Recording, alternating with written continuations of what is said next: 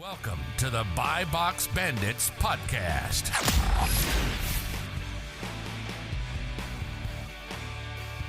What's up, everyone? Welcome back to the Buy Box Bandits podcast. Today we got the man Zach from Lucky Flips. He's got a ton of cool stuff going on. Told us off camera, sold over $1 million in just his first year. And then I saw that big, beautiful, illustrious orange bar screenshot this morning. I said, get him on today.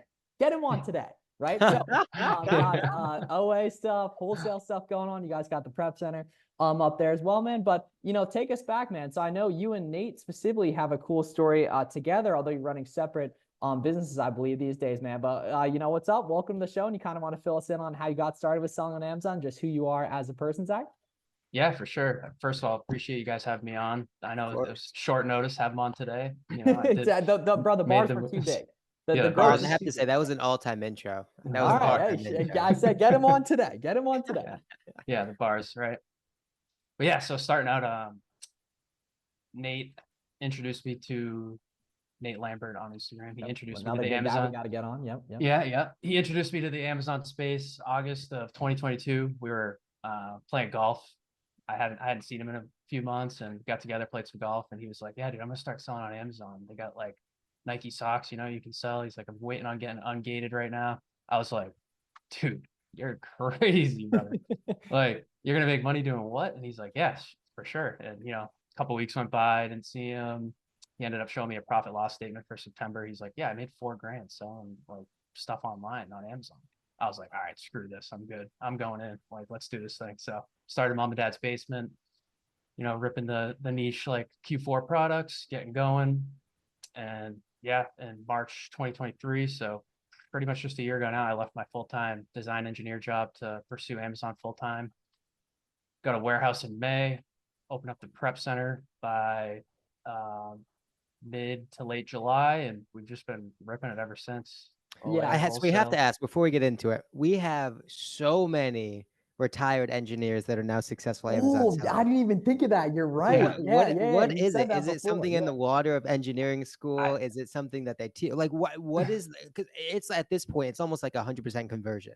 And we know we can rattle off 10 plus engineers that are now crushing it in this space. So like, I mean, any idea what it is? I'll give my 2 cents on that, being the grind of the engineer degree and the hustle of just getting that degree, and just like being an athlete, same thing. Yeah, you gotta get in class, get studying, do this, work with people. You know, you're always like networking.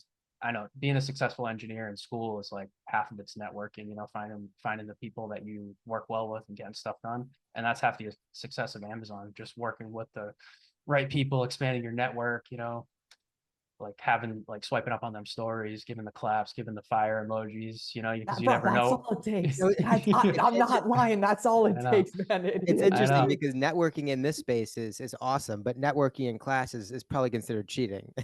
Well, okay, so not on the test, but for projects, you know. Oh, of course. Yeah. Trying to get hired and shit like that. Yeah. And I think that's such a cool thing that you literally. So did you guys go to high school together? Like, well, like how do you know Nate originally? Yeah, so I remember the day I met him, we were like chilling outside homeroom in 6th grade, getting ready to go home. And he looked over at me, he's like, "You play Xbox?" I was like, "Yeah." I was like, "What's your gamer tag?" and then we kind of just ripped it from there, you know. Dude, started hanging out about it. Yeah, and that's the cool thing. I think there should be more examples of this. So we got Dan 1000 ASINs and Jeff, great example of that. You and Nate, right? Danny and I went to high school together. Danny from Buy Box Bandits as well, right? And so it's just that you see your friend doing it. Yes, Kaj and Josh, exactly, right? And you're like, man, if he can do it, I can do it, right? I'm going to this desk job, whatever. Like, there should be more examples of that. And it's on both the people who are the sellers to be open to talking about it if the right people are interested in it, right? And then it's also on, obviously, us as just human beings being open to opportunity and such, right? Because you know, I assume your life is completely different. And even probably your 10 or 20 year plan is completely different than it was just 2 years ago, it sounds like, right? Oh, yeah. Yeah, I mean, gone from like working at a family business, going to do this for the rest of my life. And I remember Miles actually swiped up on one of my stories. One of my dogs was at work, and I took a picture of the dog, and Miles swipes up. He's like, "Quit your job." And this was like 3 or 4 months before I actually did. And I was like, "I can't, man, family business, da, da, da, da." I talked to my dad, and it was like, he's like, "Yeah, man." He's like, "You're crushing this. It's a no-brainer. Go do your thing." He's like, you're going to be able to grow way more, not working the 9 to 5. And if, you've got the means to do so, then But see, there's so much value, and I think that not enough gratitude goes to like the parental figures, right? Because that methodology, and Miles, I know his background, he received that same sort of support. Yeah. I did not, right? I received the opposite end. But lucky enough, we all get to the same place. But there's so many people that are probably listening to this that can resonate on one side or the other, whether it being the parents that are like holding them, so the entrepreneur to be back, or the parents like your guys that are like, go do it. Heck yeah. Yeah. All in. Yeah, for sure. And it wasn't like that at the beginning. It was like, oh, what are you doing? Like, that engineering, man, the 401, you might get a 4% raise next year. You better work hard for that. Yeah, right. So it evolved, as they seen, like, because it was in their basement. So my mom would come home and be like, get these packages off my porch. And then it's like, all right. So after it started to really grow and stuff, my dad took a note and was like, hey, like, yeah, you're doing something right. So get out of here and go crush it, whatever you're doing. Yeah, and at the end of the day, they just want what's best for you, as they should, right? And this is a new thing. There's no formal education around it, right? You guys listening to this right now, you are the brave people pursuing doing something on your own, right? Most people will never go after what they want. Now, it's not the people in your life's job to believe in you. You need to show them. And exactly, right? Yeah. You take if you have supporting family, great, use it. If you have family that doesn't support you, great, use it as motivation, right? It's not their job to believe in you. They got their own shit going on in their life, right? You have the opportunity right now to go ahead and execute on this stuff. So those early days, man. So you were lucky in that you had someone IRL. You didn't just have the talking heads on the internet like we are, people listening right now. When did you know, like, okay, I'm going to do this, this is going to work? Or was it like, Nate's doing it, I'm going to try it? Is it, I hate my job, I need to make this work? Like, where was your mindset initially at the start? Because I think a lot of people can relate to that, just having a 9 to 5 and such. Yeah, for sure. That's a great question, because it's not emphasized enough. Like, you look at the picture online of the huge bars, but it doesn't show you what I felt like at the beginning. So it definitely was relatively scary. Having the 9 to 5 income kind of calms you down, because you're like, okay, if I'm late on this credit card payment, then I could still make it up with my 9 to 5 income. And that was crucial for the first 6 months at like easing my is this going to be successful, or whether or not I'm going to fail or succeed. Yeah, I was making decent money. I mean, yeah, it was definitely enough to be like, okay, I can be late on this credit card payment with the Amazon money coming back, that I can cover myself with the 9 to 5. Yeah, gave you a little cushion or so, right? And that's the cool thing, is like, there's such a good situation, the high paying 9 to 5 work from home with the Amazon biz on the side, like that. There's a big argument for striving for that, I'd even say. It's an interesting paradigm though, because like the high paying income is also almost like a restrictive crutch, right? Where it's like, it's more to replace. If you're making, and Miles, you and I are really close to a couple of people like this, right? If you're making 200K, well, that puts a lot more pressure to replace that. Whereas the person that's maybe a part-time job, retail position, something like that's making an hourly wage, well, that's way easier to replace. And it's probably easier to go out on that limb and be like, all right, screw that, I'm in on this Amazon thing. Yeah, I could cover that 40K a year, or 50K. Like, I can make that back on Amazon. But 200K, especially if your lifestyle is a $200,000 lifestyle, then it's going to be like even more pressure to get that going. But yeah, no, I wasn't making anywhere near 200K, but so it wasn't that big of a deal. And my lifestyle, living at home, mom and dad's basement, but it was up in Mass, because you guys are in Mass, right? Yeah, we're in Mass, like Central Mass. Sure. So yeah, probably because you guys were like, y'all were like buying houses and shit like 6 months into making money, right? As well. Yeah, that was Nate. I haven't bought a house yet, but get on that shit. I mean, those brothers bars, you're gonna be doing whatever you want. So like, walk us through. So you obviously get started in like late Q3, Q4 2022. When's the initial momentum start to kick in? Like, is it merchant fulfilling toys? Or like, what was it really like? Shit, this really works, man. Yeah, so with working, I did a lot of FBA stuff October into November, and then like a niche product came about, like Christmas product, and merchant fulfilled it like, I don't even know how many times, over 1,000, and it was so that was a majorly scalable thing then too. Yeah, and it was one of those weird things. I wanted to get into this a little bit today about like your wholesale model isn't always like the model that they're preaching online, you can do it a million different ways. But it was a distributor out of like Europe that I ended up getting in contact with to buy them in bulk, and they would like ship them over. They get hung up at UPS because I had to pay import tax, and yeah, it was crazy. But they sold like hotcakes. They were flying every day. I'd be merchant fulfilling like 500 orders that night just to get them out. Well, that was my peak night probably, but Dude, it was pretty nuts. And that and product just leapfrogged me. yeah, well, and that's all it takes, man. I literally remember the exact day. It's like August 21st, 2021. I did like 10K in a day. I just got back from Miami SarsCom, so I was like, all right, this is it, boys. We got the winning formula. I was driving all over the place picking up this item and then FDMing it literally same day. I was shipping shit late, left and right. Like, you just need to fight to get that initial momentum built, right? Now, continuing along on that point, so you're importing this product for Europe, right? The even thought of that makes a lot of people freeze, right? What if they don't speak the same language? What about the customs things? What about XYZ? But you figure it out, and then you got to buy back 40 years of your life as a result of that, right? Literally, right? And was that one ASIN or like one product line essentially? It was a product line from like a computer like gaming thing that it was like going out of stock in America like crazy. We bought as many of them as we could. And then I looked up like the supply chain of like where else they go. I'm like, I'm gonna give this guy in France a call and see if he can do something for me.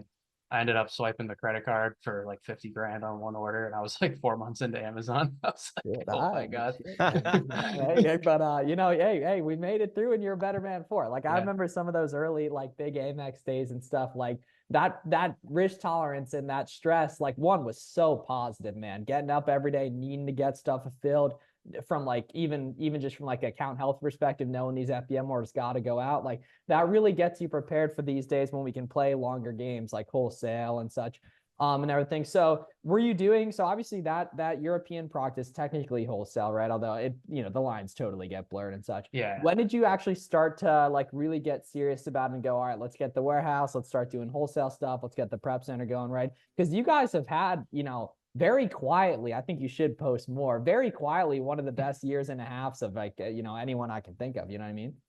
First years. Yeah, for sure. I mean, we got to do a better job posting content. We talk about it all the time, but we'll get there. But yeah, so going back to ASD 2023, we met up with a bunch of sellers, got the hotel all together, you know, hung out every day, and we were like, we're gonna nail this wholesale thing. We're gonna absolutely crush it. Got a bunch of leads from ASD, got home, spent like 2-3 weeks going through them, and only like one of them out of like 35 or 40 solid leads that we got was like actually good. And it only lasted like a month or two, placed a few orders, and then kind of backed off and realized that the transition from OA to wholesale can't just happen at the snap of your fingers. Like you got to kind of work your way into it. So that's exactly what we did. We just kept going with OA, what was working, placed wholesale orders when we could, and just kind of kept trying to grow from there. And also got a little bit more in contact with our local distributors and stuff like that. I'm actually meeting one for the first time tomorrow morning through a friend. So I didn't reach out to this company online at all. I just have a friend that's in their industry, and he's willing to introduce me to the owner and kind of see if we can figure stuff out and work on some of the brands for the niche that we're focusing on now. So that's so let's dig deeper into like that transition, right? You kind of glossed over it, but it's super valuable, and I don't think it's as black and white as easy as a lot of people make it seem, right? So you're having success with OA, you know what a good product is looking like, what to kind of identify. What's that next step? Are you calling brands? Are you going in person? How are you sourcing? How are you reaching out? Are you having success? Are you not? Like dig into that sort of transition process and what it looked like. Yeah, so yeah, being OA, you know the hot products when you see the Keepa, and you can kind of get after it on OA, and it's a little different with wholesale. You have to be able to absorb much more risk in some of the senses to get the prices that you need. So contacting brands and distributors by email and phone, really just trying to show that you're like a legit business and not like, I mean, whether you're in your parents' basement or not, you just want to be perceived as the most legit that you can be. And whether that's like a bunch of strategies of like logging in a couple computers on Zoom and saying my team's here or whatever. Like there's a thousand wait, ways. all right, we need some more of those then. Yeah, the Okay. emails, looping the fake email addresses in on the CC. I know. Yeah. Too. I mean, you got to get your bag one way or another. So That's it. just whatever you got to do, and just being like, get in the warehouse was like, yeah, we're not in a residential address. We have a warehouse. We are the primary receivers at the warehouse. So you're shipping it directly to us, the business owners, not another receiving team or anything like that. And just trying to create the website, make everything as legit as possible. Cause that's what we're trying to be. We're trying to be legit wholesalers and distributors and sell stuff online, you know? So what were some of those in that transition process? What were some of the big objectives or objections that you came across, and kind of how did you approach those? Yeah, so I would start especially after ASD, I'd be like, hey, I sell online e-commerce, and this is what I do, and they'd be like, yeah, we don't do e-commerce, the typical, you know, we avoid Amazon, Walmart, any of that fulfillment method, and I learned to not approach directly with that, kind of just lead as to like where a distribution business, where this is my company, I do this, we distribute products here and there, and if the question eventually does come up, do you sell your products on Amazon? Don't deny it. Don't, because I mean they'll find out one way or another, and you don't want to end up on the wrong side of that battle. And from there, just see if they'll still work with you, and if they shut you down, then try and up your ante. Be like, okay, I was going to place a $20,000 initial order, but if you consider working with me, I can up it to 50, or you know, if the 50 is too much, then just try and up it. Just be like, we want to work with you bad, and we're willing to spend the money to prove to you that we're willing to work with you. I mean, I think that Amazon conversation is interesting because a lot of people get scared away about like Crazy other people are suspecting the Amazon relationship. But it's like, if they're asking about Amazon, your answer is quite simply, I mean, of course, it's the biggest marketplace in the world. We have access to the most amount of customers. We can pay $1 per sale and now have access to so many different people with marketing, where we just can't have we'll replicate that same sort of capability anywhere else. So of course we sell on Amazon. There's no reason not to. So it just like even approaching it from that little perspective helps out a bunch. Yeah, just finding your angle of attack on these distributors and brands is like the most crucial part. Like figuring out what they need, or what they don't even know that they need, that they actually need, and just attacking them at that angle and figuring that out. Yeah, for you and Nate, what had been more effective, brand direct or like distributor type relationships? Definitely distributor at the start. The brands that people want to work with are generally bigger brands, and you're going to need more dough in your pocket before you go up to them and just say, hey, can I place a $5,000 PO? They're going to be like, dude, we do like $800 million a year. Like they'll just laugh you off the phone. But distributors are more willing to work with like the lower POs, in my opinion, and like from my experience, but anyone can have a different experience, I guess. Yeah, and so specifically, like obviously our audience is primarily OA and RA people, right? We saw from Miami Stars Conference, it was good seeing you. We met in person for the first time at United, right? Yeah, United back in like September, yeah. Absolutely, right? So we saw by far the most attended panel was the wholesale panel, right? So if you could go back and tell yourself when you were just starting to do wholesale, you and Nate, or the person listening to this who's doing R, they're doing OA, they're doing 30, 40, 50, 100K a month rev, right? And they want to start doing wholesale stuff. What's the specific action steps and just overall concepts and stuff they need to be aware of with that? Yeah, concepts. I mean, I would just keep all doors open in wholesale, and don't just kind of think that you're gonna find success in one avenue, because you'd really never know. And the longer you're in the game, the more doors that are gonna pop up. So like literally walk through their door. That's what I was trying to get at there. Like go, if you have the means to like go see these people in person and like introduce them to you and your personality, be extroverted, be asking questions, and just kind of like Don't show them who you are. Email. Yeah, don't just be another email and inbox. And I mean that that kind of goes without saying. If someone was spamming your email inbox with like 40 different emails every 3 hours, like, you know, you'd be like, okay, how do I find out which one of these is an actual good customer?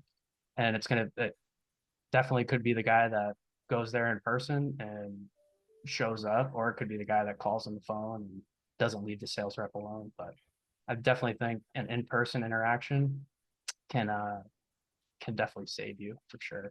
Yeah, and so are you guys near like Boston, or are you guys out in like are you guys out in like the sticks? Because isn't the warehouse in New Hampshire? Yeah, the warehouse is in the sticks in New Hampshire. Gotcha. Yeah. But yeah, we're making some plans to make a move here soon in the next month or two. But sweet. Okay. That yeah. sounds good. Yeah, because it's neat where a lot of people have the limited belief around going in person, right? Just due to location and such. But you guys are, you know, relatively out there and still able to do some of that. So it shows, you know, it's definitely possible and everything too. So walk us through the current operation. Okay. So like how many people are helping out at the warehouse? What percentage of the business is OA versus wholesale? Talk about the prep center. Like fill us in on like the mature example of the business now that you're obviously transcended beyond just OAing out of my mom's basement. Yeah. Okay. For sure. So the warehouse it's Nate and I obviously, and then we have 3 staff members, two full-time preppers, and then manager. So the manager deals with like talking to the prep clients and getting inbounds set up, making sure outbounds go out in a timely manner, all that stuff. And Nate and I will help out whenever it's like crunch time, we gotta get the stuff out. Nate and I will go over there and prep if need be, but the 2 full-time preppers is kind of taking that for sure, taking that load off for sure. But yeah, so that's the prep warehouse operation. And as far as like Amazon for my selling business, so it's about 60-40 right now, 60% OA still and 40% wholesale. Again, just trying to drip more and more wholesale in as time goes on. It doesn't need to be at the snap of my fingers. In my opinion, it can be dripped in over time. And for like a 3-5 year plan, I would like to be 100% brand direct wholesale, but still doing OA too. So much money in OA. You got to do OA. And it's not a ton of effort either. Once you kind of know, okay, XYZ deal happens, XYZ times of the year, right? There's not a lot of competition because now I know this coupon, right? It's been around for a couple times, right? You get a lot more leverage the more you do it, you know, and such. And that's the tough part when you're new. Like, speaking of like the family shit even further, right? You're doing retail arbitrage. People like, dude, what are you doing? You just went to Marshall's for 4 hours and all you left with 6 toys. But then, you know, like Jameson, who was at Miami, he can go into a Target and make, you know, $500 in 2 hours and not even have to really break a sweat to do it, get home and such. And that's a perfect example of leverage. He gets more out for the time he puts in because he's learned the nuance. He knows the employees. He knows the best brands. He knows the buy costs he needs on certain products, right? And that's why it's so important to just stick around on this stuff, right? And continuing along with that, right? You figured it out really, really quick. Nate figured it out really quick. I feel like I figured it out relatively quick. Garrett did the same way. The key was that we did it with other Amazon sellers, right? From day one, we were in the trenches solving these problems together. That's another form of leverage, right? So is it mainly just you and Nate talking throughout the day, or do you guys have other Amazon sellers you're hanging out too? Like I know you guys have been doing a bunch of crypto shit with our guy Zach.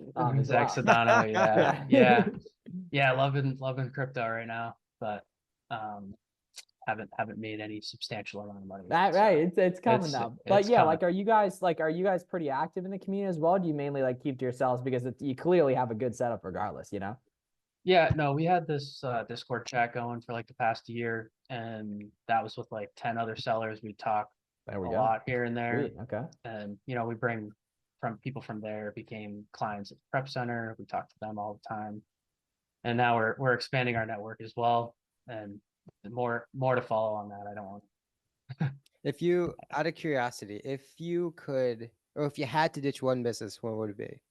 If you had to go all in on either the prep side or the selling side, what would it be? Oh, selling all day. Yeah. Prep is hard work. Selling, you just send it into Amazon, and Amazon does all the hard work. You know? Well, once you're good at finding shit, you know, and everything. Yeah, for sure. Sweet. Sure. Well, that's the cool thing, man. I swear, man, more people should at least have the opportunity to build a service business on top. Like Garrett and I talk about there being a wide open hole for like a go-to bookkeeper, right, in the space. Prep centers, there's always demand for that, right? But the key is that y'all got to stop hiding if you want to have the chance to that, right? Like the only way you get the chance to do software, the chance to do affiliate marketing or consulting or a prep center or whatever is if you are known in the community and have a brand and have authority, right? Now, this man here, you have like 4 Instagram posts in the past year, right? Or so it's something like low right that, right? But it's enough. But he still ended up exactly. here. Yes, exactly. Right. The in bar front is of so low. 2,000 people. Literally, right? Yeah, yeah. That's the beautiful thing is it's ironically, I'm a firm proponent that it's actually a lot less work to be active on social media than to not be active on social media because of how much extra leverage you get from having the gang and having the boys. Because the opportunity that arises too. Yeah, right. And so that's the name of the game. It's like, you know, I know from just like seeing Nate pop up on the gram and shit, like you guys have a lot of fun doing this and that's why you got good at it. You know, it's the same way for Garrett and I. Like I was showing my coaching program guys last night, like the spreadsheet we had from 3 years ago, right? That was just full of leads that we had day one. And we would build those like laughing all day on Discord. It's like, how many Amazon sellers try this for 3 months and don't talk to a single person the whole time? It's like, for being honest, it's probably 80-90% plus, right? In terms of like actual like genuine relationships. Now you get to go to Vegas and hang out with your boys. You get to go to Miami and hang out with your boys, right? That's made the whole process a lot more fun and it's made it more lucrative, right? So it's much more fun. Yeah. You know? Yeah, 100%. And I mean, if it wasn't for being friends with Nate, I got a inauthentic complaint like my 3rd month for a pair of Nike shoes. And my account said like at risk for deactivation. I talk about this all the time. I'm like, I probably would have threw in the towel there. I was like 10 grand in credit card debt.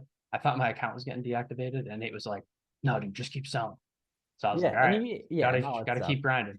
Bro, I remember my first one. I thought I was going under too, low key. But you realize it's not a big deal. If you're listening to this and you get one of those, it's not a big deal. Yeah. If you don't have the at risk of deactivation thing, you're not FBMing anywhere close to hard enough.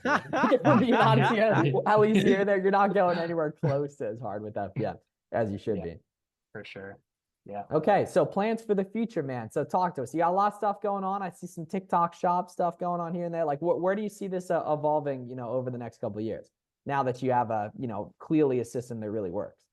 Yeah, for sure. So the 2 mil to last 12 months right now. I'm gonna try and double that every year over year and till I get to like a point where scaling is a matter of like space and hiring more employees because that's like just exposure. I mean, there's a conversation where it's like, all right, there's so many other businesses to get into rather than put $15 million into Amazon. Yeah, you can diversify, do some real estate. And I mean, that's definitely in the 3 to 5 years, you know, buy houses, do some real estate stuff. And more near future, we're expanding the warehouse space, moving more toward like a less in the sticks area. We're going to get to like a lively, more younger populated area and kind of move out of the parents' house and, you know, get my e-commerce life's going here. Boom. And, so there we go, man. Yeah. Yeah.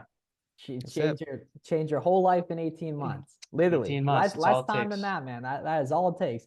A focus, determination, owning it, having some like-minded brothers or sisters in the trenches with you. That's all it takes. This stuff is super, super possible, and you need to get after it and such. So where can everyone find you on social media as well, man? Yeah, so Lucky Flips on Instagram. And I don't have a Twitter for I'm doing my crypto stuff on Twitter right now, so that's not Amazon related. But sweet. Well, yeah, thanks for coming on, man. Yeah, keep up the good work. Y'all go follow the boy on IG. Hopefully we'll get some more frequent Instagram posts. What you should do here, Zach, is tomorrow. This is some free game for anyone who comes on the podcast in the future, right? Y'all go follow the boy. Post the question thing on your Instagram story to start to get some content ideas, and because a lot of new people are going to be coming to your profile as well. And so if any of y'all listen to that, that's a hack to get content ideas as well. Thanks for coming on, Zach, and thanks everyone for listening. We'll see you guys in the future, and we're excited to see more big, beautiful bars from you too, Zach, coming. Okay, I expect great things.